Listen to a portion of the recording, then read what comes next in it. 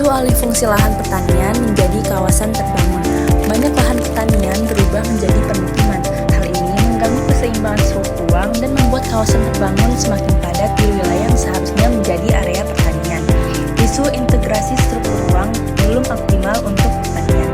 Akses dari permukiman menuju lahan pertanian dan jalur distribusi panen masih kurang memadai. Akibatnya, aktivitas petani menjadi terhambat.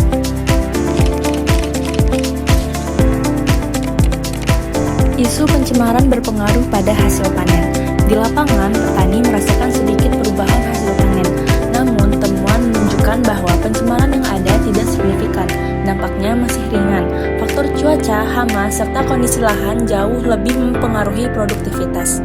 Isu kualitas lingkungan yang rendah menurunkan produktivitas pertanian. Di Sidomulyo terjadi kekeringan berkepanjangan dan minimnya irigasi. Tanah mengeras, air sulit didapat, dan tanaman tidak tumbuh optimal. Kondisi ini membuat hasil panen menurun karena petani sangat bergantung pada hujan.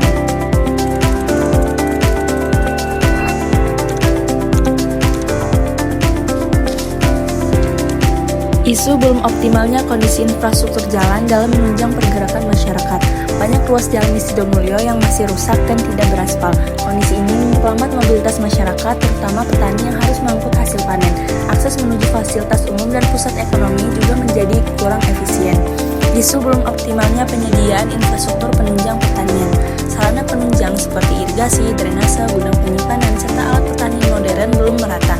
Minimnya infrastruktur pendukung membuat proses budidaya, pengairan, hingga pasca panen kurang maksimal. Akibatnya, produktivitas pertanian menjadi terhambat.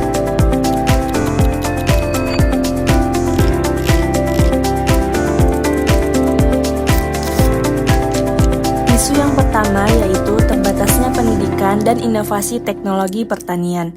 Tingkat pendidikan petani yang rendah serta minimnya pelatihan membuat penggunaan teknologi modern belum optimal. Akses internet dan informasi juga masih terbatas.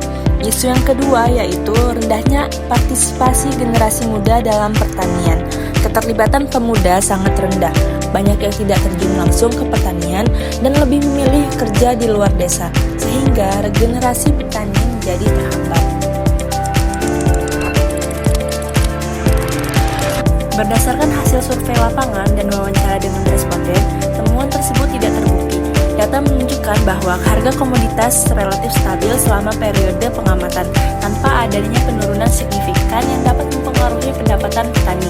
Selain itu, kondisi cuaca juga cukup mendukung kegiatan budidaya, sehingga proses produksi dapat berlangsung optimal. Dengan demikian, produktivitas pertanian tetap terjaga dan potensi penurunan pendapatan yang dikhawatirkan sebelumnya tidak terjadi.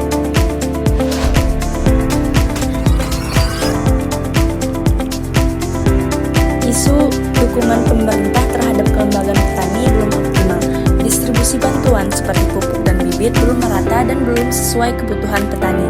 Hal ini melemahkan kinerja kelembagaan dan mempengaruhi kualitas produksi. Isu koordinasi stakeholder masih lemah. Data kelembagaan yang tidak terbarui membuat pembinaan dan pendampingan tidak berjalan efektif. Program desa akhirnya tidak menjangkau seluruh kelompok yang membutuhkan.